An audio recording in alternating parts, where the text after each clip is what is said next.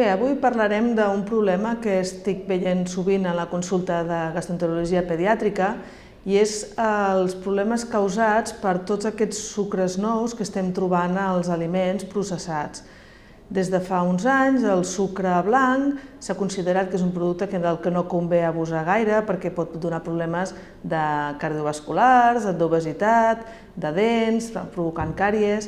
Llavors s'han anat substituint els productes empaquetats i processats, aquest sucre blanc, per altres tipus de sucres com la fructosa, el sorbitol, l'eritriol, el maltitiol. Tots aquests sucres tenen un poder endolçant bo, a vegades alguns d'ells tenen menys calories que el sucre, però el principal problema que tenen és que en grans quantitats no són gaire digestius. L'organisme no és capaç de digerir-los i llavors provoca símptomes com dolor abdominal, diarrea, pot provocar en algun cas vòmits i flatulències.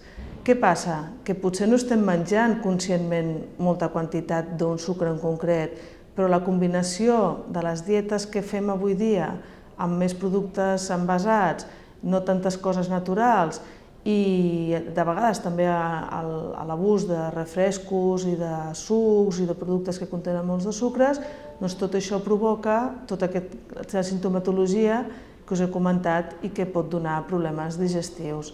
Què és important? Doncs intentar seguir una dieta variada, amb productes naturals, sense tants productes processats, i en el cas de consumir molts productes processats, vigilar que les quantitats de sucres no siguin molt elevades. Què hem de mirar a l'etiqueta? Doncs els hidrats de carboni, on posa azúcares o sucres, és el que hem de buscar perquè això ens indicarà la quantitat de sucres d'aquest tipus que ens podem trobar amb aquests aliments. Tot això farà que tinguem menys problemes a nivell digestiu, que païm millor, que tinguem una digestió més correcta i que no tinguem problemes abdominals ni de, això que comentava, de flatulències i de diarrea.